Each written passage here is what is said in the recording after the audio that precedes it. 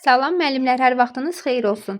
Bu gün biz texnologiyadan 5-ci sinifin ilk mövzusu olan insan həyatında texnologiyanın rolu mövzusunu öyrənəcəyik. Müəllimlər, texnologiya qədim Yunan sözü olub, texne, sənət, ustalıq, logos isə elm, öyrənmək deməkdir. Deməli, bizim ilk dərsimizdə nə deyir? Deyir ki, otaqda, oturduğumuz otaqda, yəni pəncərədən həyətə baxanda biz nə görürük?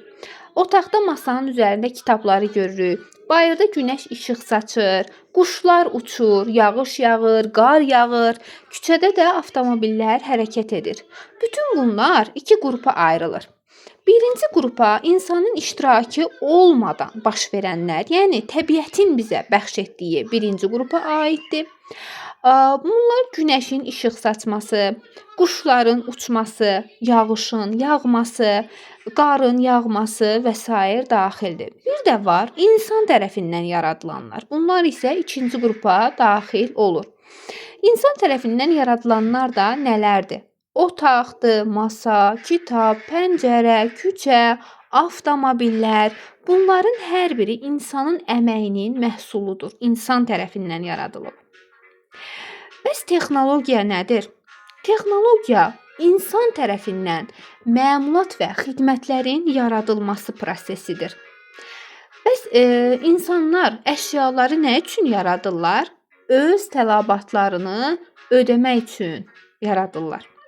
Lap qədim zamanlarda insanlara qida lazım olduğu üçün onlar balıq tutmağı öyrəniblər, taxıl əkməyi, çörək bişirməyi öyrəniblər. Bəs müasir texnologiyalar hansılardır?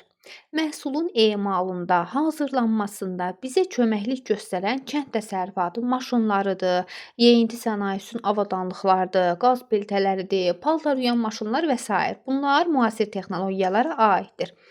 Bir zamanlar insana pis havadan və arzulanmaz təhlükələrdən qorunmaq lazım idi.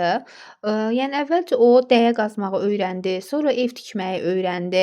Sonralar da müasir tikinti texnologiyalarının köməyi ilə çoxmərtəbəli binalar ucaltmağı, yəni ucaltdılar, binalar ucaltdılar. Zaman keçdikcə insanın yük daşımaq üçün, səyahət eləmək üçün də nəqliyyat texnologiyalarını təkmilləşdirdilər. Bir də var kommunikasiya texnologiyaları. Son zamanlar, yəni çox sürətlə inkişaf edir kommunikasiya texnologiyaları. Bunun nəticəsində də biz istənilən informasiyanı uzaq məsafələrə ötürürük. Müasir kommunikasiya vasitələrinə də televizordur, radiodur, faksdır, telefondur, elektron poçt və internet aiddir. İnsan nə qədər yeni əşya yaratsa da, ona olan tələbat da bir o qədər çox olur. Bu tələbatlar isə texnologiyaların inkişaf etməsinə səbəb olur. Deməli, beləliklə, texnologiya dedikdə nə başa düşürük? Texnologiya dedikdə maddənin, enerjinin, informasiyanın dəyişdirilməsinə və insanların tələbatlarını təmin etmək üçün bu proseslərin öyrənilməsinə istiqamətlənmiş insan fəaliyyəti başa düşürük. Müəllimlər, bir vardısa ki, texnologiya nədir? Texnologiya nədir? Deyəndə biz deyirik ki, insan tərəfindən məmulat və xidmətlərin yaradılması prosesidir. Bir də deyir ki, texnologiya dedikdə nə başa düşülür? Texnologiya dedikdə nə başa düşülür? Sualının cavabı isə belədir. Texnologiya dedikdə maddənin, enerjinin, informasiyanın dəyişdirilməsinə və insan tələbatının təmin etmək üçün bu proseslərin öyrənilməsinə istiqamətlənmiş insan fəaliyyəti başa düşülür. İstənilən məmulatın hazırlanmasının bir neçə mərhələləri var. Məmulatın hazırlanması, layihələndirilməsi, daha doğrusu məmulatın layihələndirilməsi, onun hazırlanması və istismarı.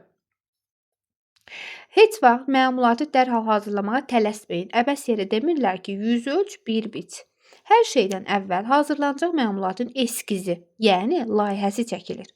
Gələcək məmulatın üstünlükləri, çatışmazlıqları yazılı sürətdə təhlil edilir. Bu sizə ən səmərəli yolu seçməyə imkan verəcək. Məmulatın seçilmiş variantı üçün texniki sənədləşmə, texniki layihələndirmə işlənib hazırlanır. Sonra isə keyfiyyətli pəstahlar seçilir. Pəstah da hazırlanacaq detal üçün seçilmiş müəyyən ölçülü materiala deyilir. Bir də təkrar edirəm, pəstah hazırlanacaq detal üçün seçilmiş müəyyən ölçülü materialdır. Pəstahın ölçüsü detalın ölçüsündən böyük olmalıdır. Bir pəstahdan bir və ya bir neçə detal alına bilər. Deməli, pəstah böyük oldu yoxsa detal? Deyəndə biz deyəcəyik ki, pəstah. Pəstahın ölçüsü detalın ölçüsündən böyük olur.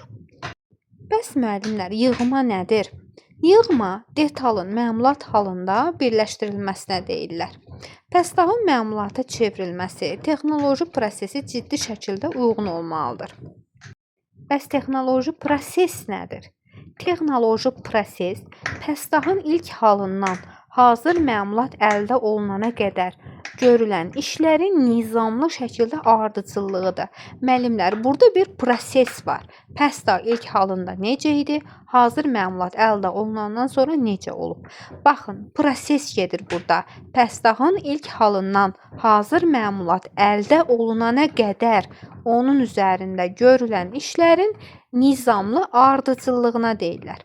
Məmulatın hazırlanma prosesi bir neçə texnoloji əməliyyatlardan ibarətdir. Məsələn, pəstahın mişarlanması, deşiklərin açılması, məmulatın cilalanması, rənglənməsi və s.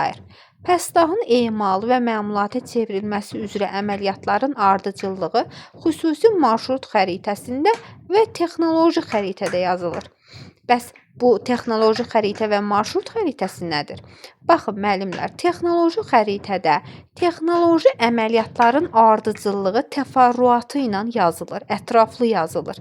Hər bir əməliyyatın icrasında pəstahın qrafik təsviri verilir, tətbiq olunan alətlər və tərtibatlar göstərilir.